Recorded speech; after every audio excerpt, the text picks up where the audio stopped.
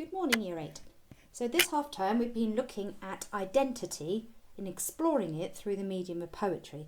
Now poetry is a good vehicle to convey who we are because we rarely find out the answer of a poem in the first line.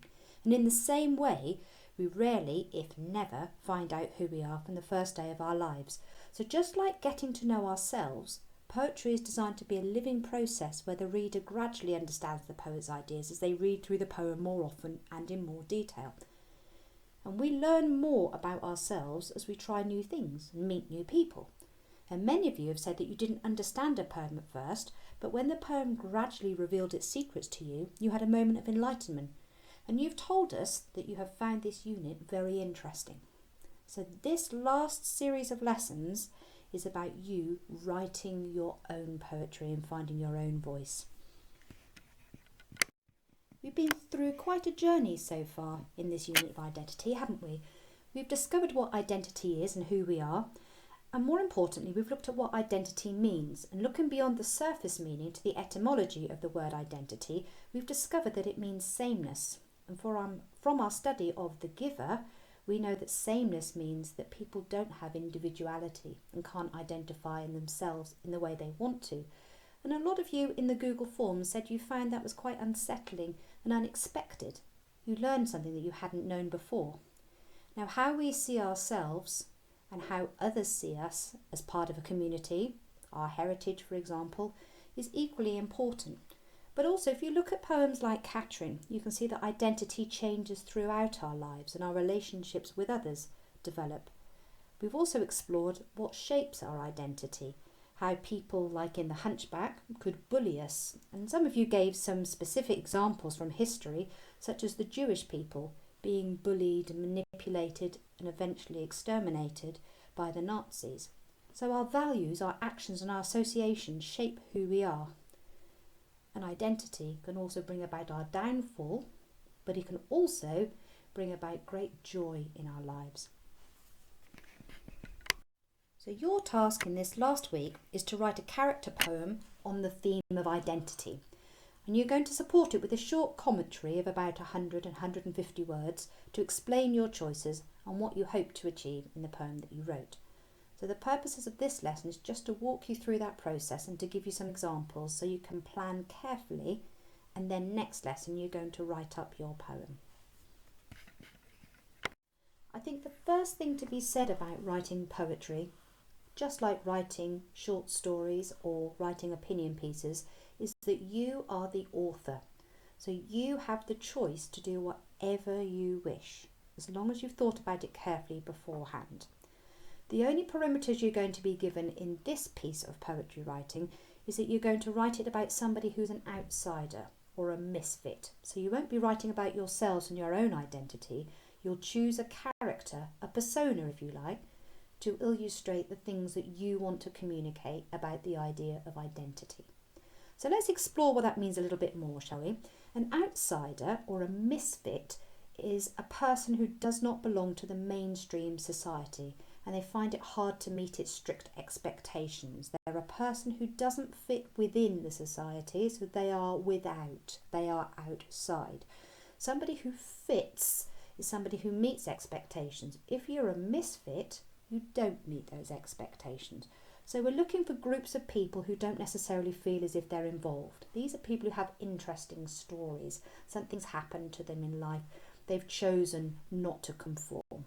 Now this person often has no voice of their own, so here is your opportunity to share their thoughts, their feelings, their beliefs and values so that they can be heard.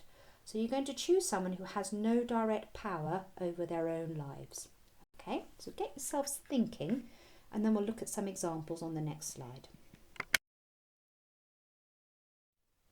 So how did you get on with your list? You could have chosen people like the children and people who are different because of the colour of their skin, people who are different because they are disabled, or people who are ignored because they are elderly. You could have looked at the tramps or the homeless, as we did in The Hunchback in the Park.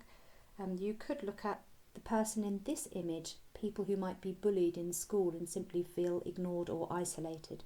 So you can choose any of these types of characters, or you can make up your own to be somebody who is an outsider or a misfit. Now when you've decided who who you want to choose, you can then start to generate a few ideas, just a few questions that you'd like to know about them. So if we start from the top, you can imagine, where do they come from? So what's happened to them in life? What was their problem, or what was the way society viewed their problem? Of course, there may be nothing wrong with this person at all. They're only a misfit because society says so, not because they feel it themselves. Who are they? You don't have to give a name, but what sort of person are they? How do they see themselves? And then, as you can see on the left-hand side, how do others see them? Is it the same? Is it differently? How do others treat them because of that identity? So you could have a Jewish person who's treated terribly by people in Nazi Germany, or you could have a Norwegian person in China today who's discriminated against by the Chinese. So you could really bring it bang up to date, looking at some of these cultural influences in today's society. Just describe what they look like, their physical appearance. And I don't just mean their clothes, but their facial expression. Are they always scowling? Are they always smiling? Are they hopeful? What's the look in their eyes? Is it misty and far away? Are they staring into the distance? Is it sharp and alert? Are they protecting themselves? And choose some sort of detail that doesn't fit in with society. It's a little bit crooked. So it might be something like, well, their clothes sort of hang off their shoulders, or they're the wrong size, the wrong shape. What kinds of things would you like to pull out that society identifies them? And then finally, top left-hand side, what interests you about them? Just list 3 things that you want to reveal about them as a person. So now you've had some time to think about some of the thoughts and feelings of your character, and you planned your ideas, you want to start structuring them, organising them. So your first thing you want to think about is, what do I want to start off with? How does my character think and feel about their situation and how they are treated as an outsider? And then you want to go to the end point. What is the moment of realisation? What is the thing that makes them realise who they are and identify themselves as who they are? And then in the middle, you want to look at, well, what happened to make that change come about? So you're just plotting 3 main things. You can do this as an arc if you want to, like a character arc, beginning, middle and end. Okay. Now I'm going to give you a true story to illustrate this point. Terry Waite. He was a man in the 1980s who helped hostages to be released from Beirut. And he was so good at his job that he started to form quite a strong relationship with the hostage takers. But unfortunately, things went wrong and he became a hostage himself in return for the release of 3 other prisoners. So at the beginning of his isolation, because he was kept in solitary confinement for 7 or 8 years, he found himself as a victim. He lost all faith in the system. He didn't know who he was. He just accepted the values that society gave him. He was filth, he was an infidel, he was worthless and meaningless. And then there was a moment of realisation at some point that he didn't have to accept this identity. He could be who he wanted to be. And what helped him through his moments of isolation was that he wasn't just physically trapped within a very small cell. He could barely stand up. But emotionally and mentally, his mind was free. It could go wherever he wanted it to take him. And so one day he had a memory, a flashback to when he was in the back garden at his grandparents' house and he was playing hide and seek with his cousins. And those memories sustained him. They kept him going. They gave him hope and joy, and he was able to find a very strong mental path through that terrible period of isolation. So he wasn't just a victim in his own mind. He became a family member, somebody who was valued and respected. So what I'd like you to do now is to plot your 3 thoughts that your character has, and then I'd like to write out their story and show the changing mood. Now if you notice on the bottom right hand side, we're only looking for about 100 words here, an overview, and I'll give you a model on the next screen so you can see what it might look like. Now this happens to be a true story that had meaning for me, so this is why I want to write about it. But you might decide you don't want to write about a true story, you want to make one up. You're the author, so the authorial choice is yours. Similarly, you might be really interested in one of the characters you've explored in a poem this half term. So you might want to tell the story of Catherine from Catherine's perspective. Or you might want to look at the issue of tissue and take a person to represent that tissue. Somebody who does record people's dates and of birth and their statistics about life and records their data. You can do whatever you want to do, but this is just the approach that I'm taking as an example. Okay, so Terry Waite was a hostage in solitary confinement. He was consumed with self-pity and grief. So there's the feelings at the beginning of the poem I'm going to write. Each day he lost more weight and with it more hope. Then, one day, the sun streamed through the prison bars above his head, and with joy. So here's the change in mood, look. With joy, it reminded him of the way the sun streamed through the tree house in his grandparents' garden when he was a child. The flashback took him to a series of happy memories playing with his cousins, which brought him hope and a newfound confidence. So there's the change identity at the end. So I'm going to do 3 stanzas. Now remember from Miss Elliott's lesson that a stanza is just a section of poetry, like a paragraph is in an essay. So my first stanza is going to be about self-pity and grief of a hostage in solitary confinement. Then my second stanza is going to be about the sun streaming through and a moment of joy. And my final stanza is going to be about a flashback with happy memories of cousins playing in grandparents' gardens. Okay, I'm going to keep it really clear and simple. So I'm going to write up my story in the form of a poem. This is how I'm going to do it. Now, the difference between a story and a poem is that a story will tell you the events that happened in somebody's life, whereas a poem will focus more about the character's thoughts and feelings, their attitude towards them. And what it will do is just to take a snapshot in time. So it's not a whole story from beginning to end. You're going to look at that little story, the model I've given, and you're just going to focus on one small area. Now, the thing that makes it interesting is that you find out how the character is feeling at each stage of their story. You don't focus on the event, so we don't want to have lots of verbs telling us this happened, then this, then this. We want to know the character's reaction because it's the experience of that snapshot in time which is most interesting to our readers. So first of all, what you've got to do is drill down into your character's attitudes. You're going to ask yourself the question, which aspect of identity do I want to explore through them? And you can choose one of the above. And what I've done is I've categorised these into 3 different groups. You can look at the isolation group, where this person pities themselves, they see themselves as a victim. Or your speaker in your poem could be quite confident about their identity and they're defiant about the way that society challenges them, and they present a challenge to that opinion. Now that might be something such as the Floyd issue of the Black Lives Matter. So a black person is being intimidated by a white police officer in the USA. Black people stand up as being defiant. Black lives matter as much as white lives do, and they're setting a challenge to that identity, and they refuse to be identified in that way. So you could do something about the civil rights movement there. That would be a really interesting approach. Or you could take the third approach where you're not feeling pitiful and you're not standing up and defiant, you're just independent. You like being an outsider. Your character enjoys being a misfit. They don't see it as a label that can affect them in a negative way. They enjoy being alone, but they're not lonely. They're independent thinking. These people are very interesting people. They can think for themselves. They're self-determined. They change their own ways. Now, as you can see from the quote on the right-hand side, this comes from the Maya Angelou poem I was telling you about. And this woman is a woman, phenomenal woman. That's me. And she's happy to be black and female and large and independent. She's proud of her identity. So perhaps you want to be focusing on a more uplifting approach there. So just choose one now. And if you want to go off-piste on this and invent your own, then of course you are the author, so you have the choice to do that. Make the decision now before you move on to the next slide. Right, so now we know who our speaker is. We know a little bit about their life, how they view themselves, how others view them. We know what they think about life, and more importantly, their own identity.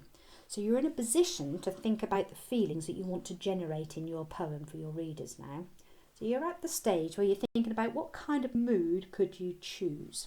And you can choose anything you wish as long as you can sustain it throughout the poem. Okay, so here's a model to get you thinking. I'm going to take you back to the Terry Waite model so you can see the development from the last time we told the story to this time where we're looking at his thoughts and feelings. Okay, so isolation, that's the element of identity I've chosen. So being isolated all on your own. Okay, so isolation to suggest that the speaker is lonely and they have been forced to be alone because they're a prisoner, because they are a hostage, which is different to people who choose to be alone. So a prisoner might be physically alone, but mentally they might be with others. So let's go over that example again. Terry Waite was a hostage in Beirut in the 1980s. Although he was kept as a prisoner in solitary confinement, his mind took him back to his grandparents' garden where he used to play with his cousins. So in this case, the mood would start off as being quite depressing and full of isolation, but then it changes to become hopeful as he sees his identity as a family member and he sheds the label of hostage that his hostage keepers are attributing to him. So it could even be quite a defiant or an uplifting poem at the end. So it's up to you how you want to develop your mood, but you need to think about 3 feelings. So can you just label them now? Feeling number 1 at the beginning of your poem, and then number 2 as a result of that change in the plot. What do they realise, that moment of realisation? And then what's the last feeling you want your readers to have about your character in your poem and how they see their own identity? Okay, give yourself a chance just to plot that out now. Thinking time is fine. Right, so this slide is taking a little bit of time away from the planning of your poem, and I just want you to see how you can match characters and mood, because the mood of a poem is so important. It really helps the reader to engage and to become involved in what you are trying to communicate as a writer to them. So what you can do is you can change the whole effect of the poem by changing the mood. Okay, so you're going to match up these 2 halves of these sentences. On the left hand side you've got the outsider or the misfit and what they do, and then on the right hand side you have their reactions to the situation they find themselves in, and that defines the mood. Okay, and you can match any one of these up, it's totally up to you, but I'm going to just talk you through a couple of examples. So if we go for the first one, now let's go to the last one. A criminal runs from the scene of the crime. Okay, you can match that up with the first statement if you wanted to. A criminal runs from the scene of the crime and defiantly refuses to accept the identity they have been given by others. I'm not a criminal, I'm running from the scene of the crime, it's nothing to do with me, you can't call me a criminal, I'm not a criminal until you've caught me and you've put me into prison. Okay, so there's a defiance. So that's quite strong, independent-minded, a little bit like the character that you were looking at in Human Interest, who couldn't quite admit to himself the actions that he had done. Okay, or you could take the same sentence, starter, a criminal runs from the scene of the crime, and the last sentence, and begins to pity themselves as the victim. So suddenly you've got something that's a bit softer here. There's more sympathy generated. Maybe we as a reader feel a bit unsettled because the criminal can't quite admit what they have done. So maybe they're mentally unstable.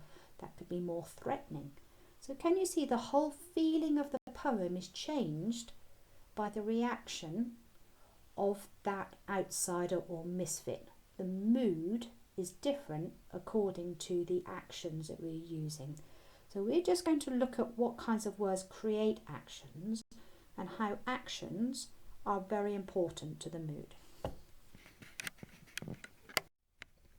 We're beginning to develop a picture then of how important verbs are in poetry writing. So what you're going to do in a moment is to list 6 to 8 verbs to reflect the changing moods of your poem. The mood at the beginning, where the change happens at the end. Now I'm going to take the example of Terry Waite to illustrate the importance of these verbs. At the beginning of the story, he's self-pitying and he's full of grief. So we need to just find words which shows that he pities himself and he's grieving for his freedom. Okay. Now on the left-hand side, you can see the verbs sitting, looking, thinking, holding, falling. All of these words hold no feeling whatsoever. You can't get a mood from those, you're just sitting. But if you look closer at the word perched, now that verb tells us how they're sitting. It gives you the mood. So if you're perched somewhere, you're sort of sitting on the edge of the chair, you're not quite settled. It suggests you've got some spring in your step. You're about to get up, move on, be independent, do your own thing. Whereas the word slumped is much more shapeless, isn't it? You can almost hear the onomatopoeia. Slumped.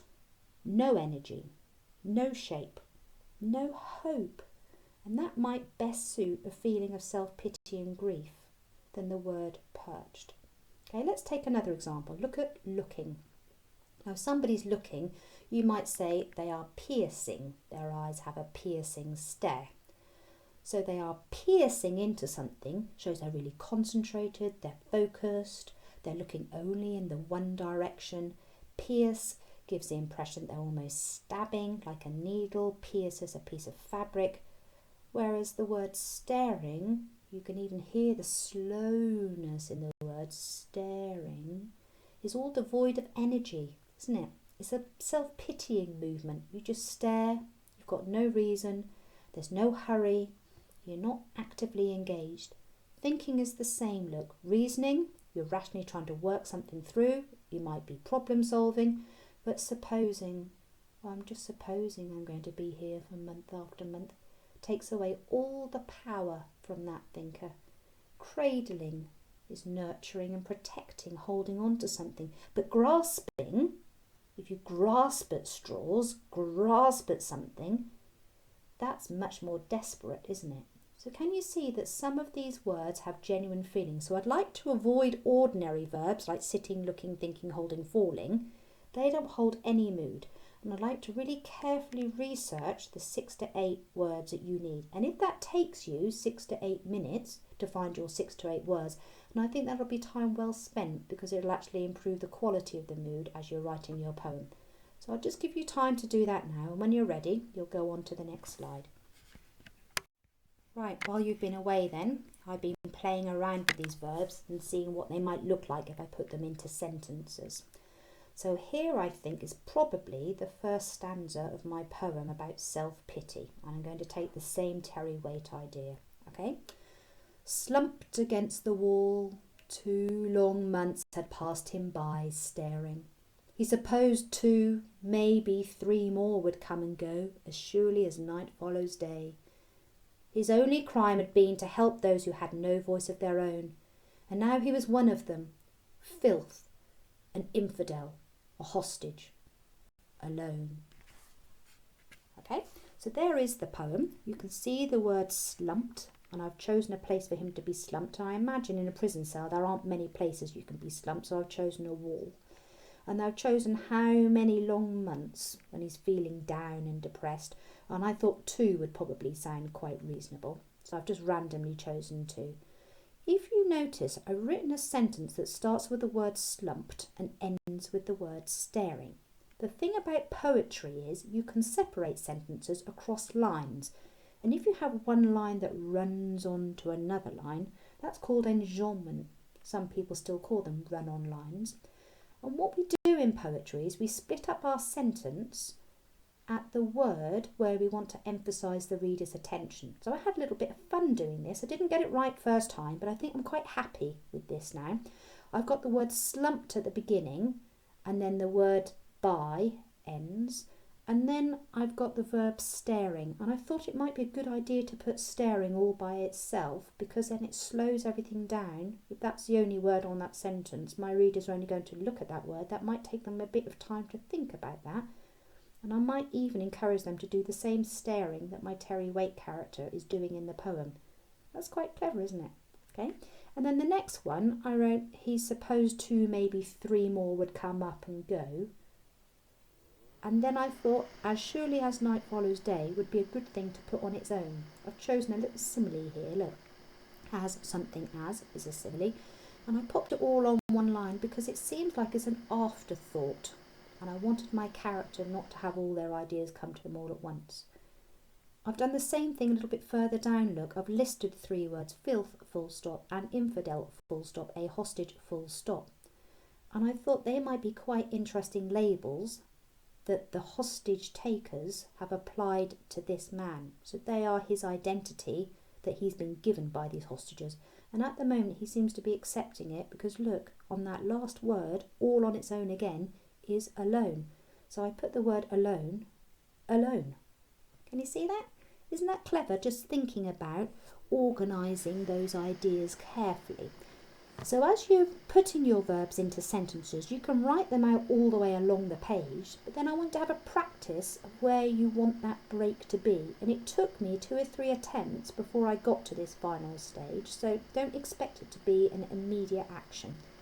The other thing that's worth noticing at this stage is, in my poem, every single line is starting with a capital letter. Look, even though that first sentence starts with the word slumped and ends with staring, staring shouldn't normally have a capital letter if it's an ordinary sentence in an essay, but because it's poetry, the convention suggests that you must have a capital letter at the beginning of every line and not every sentence. So I want to practice that as a convention as well, please. So you do it now. Take your verbs and just play around with them. See what works, see what doesn't. You might be surprised and learn things about yourself going along the way, as I have here. Again, I'll give you time to do it. When you're ready, you can then move on. Okay then, so we've done a lot of focusing on the speaker of the poem so far and their thoughts and feelings and how verbs can help us with that mood. But it's not just a case of telling your reader what your character is thinking and feeling. We've got to show it as well. And what we want to do when we show things is to bring the character's experience alive, because then your reader is engaged, they're thinking for themselves, and they might consider their own identity and whether life is fair and they feel ideas of isolation, or whether they're encouraged by the poem, that perhaps you can be called something by somebody else but have a completely different impression of yourself. So can you see it starts a debate? The poem is just the beginning. And one way we can do that is to use the language of figurative imagery. And this is where, as writers, we use figures of speech to bring something vague into sharp focus. So I'll give you an example here. So you've got the phrase, "it was hammering down." This is a form of figurative imagery. And it doesn't literally mean that there were hammers falling out of the sky, but it means that it's really raining very heavily. And what the writer's trying to do here is to suggest the heaviness of the rain, but also that repeated, listen to it, just like someone might be hammer, hammer, hammer, hammer repeatedly, so you have the repeated movement of the rain coming down. So someone might say to you, "Gosh, it's raining outside," and a person who can't see it would say, "Well, how is it raining? Is it drizzling, or is it just mizzle, which is mist and drizzle together, or is it torrential?" If you use figures of speech, you don't need your readers to ask all those questions. It's very clear because they can picture a hammer, they know the movement, they can hear the noise, the sound of it, and it helps them to experience how heavy that rain must be. And I chose this picture here to illustrate how heavy that rain must be on the umbrella, and it probably would be really quite loud as well as the hammering. Okay, so the ways that we can do this is to use the simile and the metaphor and the personification that you've been learning about through this half term. Quick quiz time now. You've done quite a few questions on these. Just spend 2 or 3 minutes writing down what a simile is, what a metaphor is, and what personification is. You get bonus brownie points if you can think of examples as well. So let's go through the process more slowly now. If you got it right, give it a tick. If you didn't, I'd like to write down the definitions to remind yourself now. Okay, so a simile describes something by comparing it to something else. You'll have the words like or as in a simile. So for example, in The Hunchback in the Park, you came across the simile straight as a young elm to describe the woman who comes in to refresh things at the end of each day. So the straight suggests youth because this tree, which is an elm, has no knocks or bumps or twists or turn from life's experience. And the fact that they're described as a tree suggests there's still time for them to grow, that human nature is natural. Can you see all of those ideas are suggested just by describing the woman as straight as a young elm? You're getting all that extra information, and this is the power of poetry. It's quite a condensed form of writing. You get lots of information for only a few words. Let's look to see how that differs from a metaphor now. So whereas a simile compares something to something else, when you use a metaphor to describe something, it becomes that something else. So when you looked at the poem Catherine, for example, the umbilical cord becomes a red rope of love. And all you have to do for metaphors is just switch the nouns out. So in this case, the noun of rope is switched out for cord, and then you get the meaning. So a red cord of love, and you have to try and think, well, what sort of cord would connect a mother and daughter that is red? It must be red because of the blood. What sort of blood rope cord might connect a mother and a child? Oh, it's the umbilical cord that connects a baby to its mother until the point of birth. So you can see that we get the impression of this clear connection between the mother and a child. It's like an unbroken bond. Again, lots being suggested in just a few words, and this is why metaphor and simile are so helpful in poetry. The third one then is the personification. Now look at the first part of the word, the clues in the name. It's a person. So what you do is you take an object or an idea, and in human interest, for example, you looked at the idea of reason, and that was personified there, wasn't it? And you give human qualities to it. So I'm going to be talking about the sunshine in a moment, and I might be talking about how it reaches down to touch the prisoner. Well, of course, the sun doesn't have hands to be able to reach out. There are no arms, so we've given it a human quality. Okay? And in the same way, we might talk about the trees staring down, or looking down, or protecting. All of those things are human qualities, but it just tells us something more about, in this case, the sun and the trees. So these are really helpful things to use. You don't have to use all three of these, but I recommend you use two, and you could take your metaphor and just extend it all the way through your poem if you wanted to.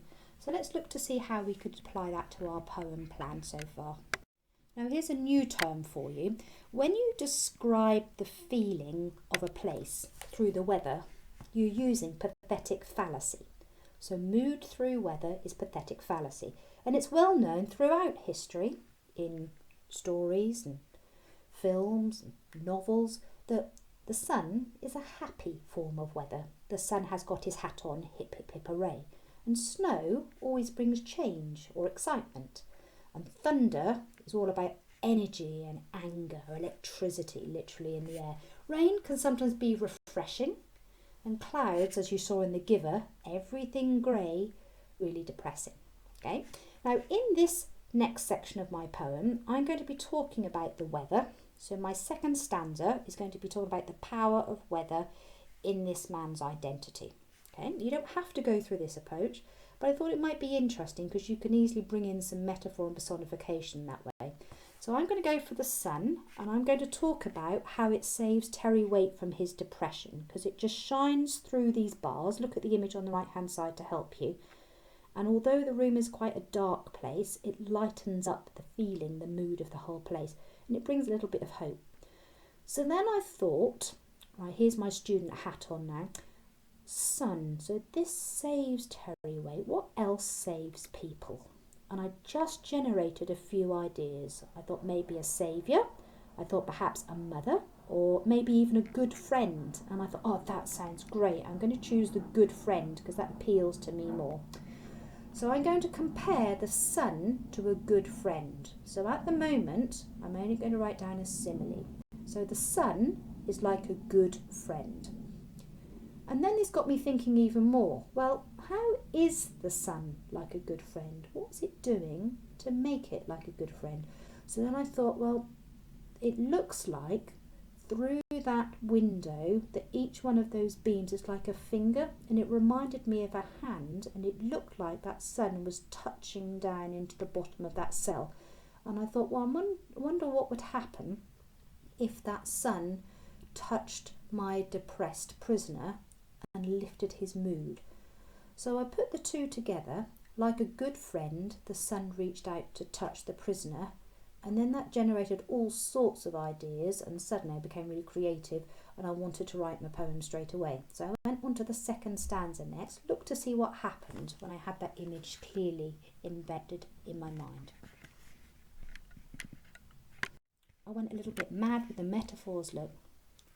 In that first line I talked about gold because I thought that's the colour of the sun, so I thought I wonder what will happen if I change it to a bit of gold and then have this reaching hand. So here's my model. This is what it sounded like. On first draft, I might change it yet, switch things around.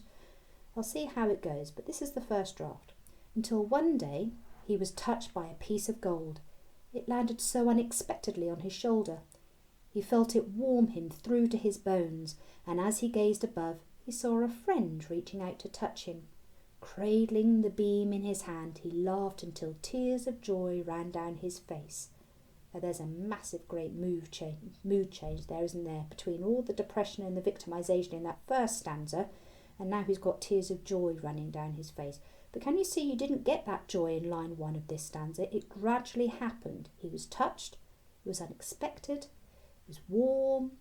Notice I'm picking out all the verbs here. It warmed him, he gazed, the sun reached out, he cradled the beam like he didn't want to let it go, like it was a little baby. He's very protective of that sunlight there, look.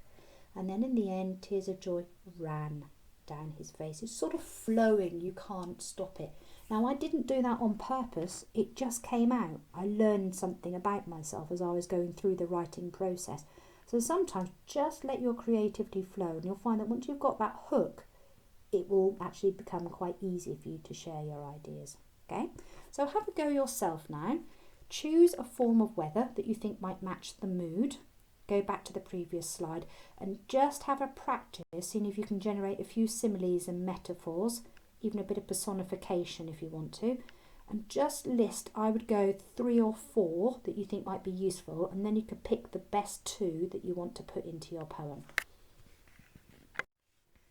Right, we're following our plan really carefully now. We're not going off piste at all. We know that the first stanza has got a mood of self-pity, the second stanza a mood of joy, and the third stanza is that change in identity and the mood of relief or release. Okay, so I thought, right, let's go back to those verbs. What kinds of words show a mood of release? And I've chosen all words ending in ing, look. They're in the current present tense. And if you're using this continuous verbs, it suggests that it's still going on right now. So I'm going to go about to looking at flashback and a memory of this man, Terry Waite, reminding himself of when he was in his grandparents' garden playing with his cousins. So I'm going to talk about the memories falling out, they're tipping out of his mind, they're tumbling out of his mind, they're tripping and rumbling and rattling, and I just played around with those words. There are loads of words that you can go on to. Just do a quick Google search, type in the word falling and write synonyms, synonyms, and they give you all these words. And so, funnily enough, they can rattle out of you as well. So don't think that you have to make every single thing up. You can use resources to help you, okay? So what I'm going to do in this last section now is let my character's voice gradually unfold. But I'm going to make it faster and faster and faster because he can't help but remember, because I want to lift the mood and make my readers feel a little bit excited and share that same hopefulness that my speaker is showing. Okay, so I'm going to do it through flashback. So look to see how those verbs are included in my final stanza. So here it is. Tipping, he peeked through the branches. Tumbling, he bathed in the warmth of the sun as it poured through the wooden bars of his secret hiding place. Rumbling, he laughed to hear his cousin's voice calling from him like a wood pigeon calls its mate. Coming, ready or not, he had found himself wrapped in the childhood warmth of that old oak tree. Okay, so here I've got my tipping and my tumbling and my rumbling, but I've written them as single words. Tipping, full stop, end of sentence. What tipped? I want my reader to think. The memory that he peeked through the branches of the tree that had the tree house in it. Tumbling. What tumbled? The memory of him bathing in the warmth of the sun as it poured through the, not prison bars this time, but the wooden bars of his secret hiding place, which is this tree house he's hiding in the game of hide and seek with his cousins. Okay? Rumbling. What's rumbling? What is the memory? The cousin's voice calling from him. And it reminded me of children who are called out going in the garden going, coming, coo, coo, coo. And that's where I got the idea of the wood pigeon. And I also thought you're more likely to see wood pigeons in people's back gardens than you are in prison cells, certainly. And so I thought I might choose a little bit of nature there to try and build the scene a bit. So I imagined a wood pigeon calling to his friend like the cousin is calling to his friend. Okay? And then finally, I've chosen a lot of wah sounds in that last sentence, wrapped in warmth, because I thought they sounded quite welcoming, warm sounds. And I also thought about an old oak tree is very different from the place where the man is seeing himself at the moment, trapped in this prison cell in Beirut, which is in the Middle East. And I thought about identity, that this isn't about him accepting that he is a prisoner anymore. He's not an infidel. No, he's a child and he's a family member. And so the identity he's given by his captors is different from the identity that he's accepting himself. And I thought that might be quite an interesting way to end it. So I haven't put it in an obvious way. I'm not telling my readers this. I'm showing it through the image of the childhood warmth of that old tree. Okay, and it's not like an oak tree can necessarily warm somebody because it doesn't have any arms to wrap around it. So I've ended on a note of personification there, just to try and create that picture for my readers so they can imagine themselves what it must have been like. So you have a go now. You might be really successful about this and it might just rumble out really quickly, or you might have to just go back and layer it up and practice and revisit and just sleep overnight and come back tomorrow and do it. So poetry isn't an instant process, it is very much about redrafting. Right, so we're just going to go through the moves now. In this lesson, we've chosen our outsider or our misfit, and in about 100 words, we wrote the story of their lives after we planned a few questions and answers. And then we chose simply 3 feelings, and we wanted this feeling of the outsider to reflect the mood of the poem. And in order to show the mood, we then started planning the verbs that we wanted to put into our poem, and we actually used those verbs in the poem. So they're not separate stages, they're means to achieving an end. Then we looked at the figurative language of simile, metaphor and personification. We want to aim to use at least 2 of those to bring the experience of this character's identity alive for our readers. And then we're going to go on to the commentary. So go on to the next slide and I'll explain to you what we're doing there. This is just a quick exercise. Just like I've been explaining to you verbally what I was hoping to do and what I wanted to achieve, why I chose a particular word and why I thought it might be a good idea to end on personification, I'd like you to go through the same process yourself, please. So here are 7 questions and all they need is 7 short answers. I don't want to elaborate into a whole essay here. And what you're going to do is answer all these questions together, one line after another, and they'll appear as a short paragraph at the end of your poem. And then when we share your poems, other people will be able to see how successful you were at achieving your aims. So you might want to just have this in front of you so that you know what you're doing. Okay? Enjoy the process. So if you need any help or guidance, talk to your teachers. I'm sure they'll organise meets for you. Think yourself. Now remember, with poetry, the answer doesn't come instantly, so you are meant to struggle on this, and an element of struggle is good. But if you get to the frustration stage or you just can't work your way through it, go back through this video and ask your teachers. But I think actually you've learned a lot this half term, and I think you'll probably have a lot of fun doing this, and I generally look forward to reading your answers. Okay, well done this half term. We'll come back in about a week's time. Enjoy the end of half term, and I hope you enjoy the next unit we're going to be taking you through as well. Thank you very much, Year 8, for all your hard effort and work this half term.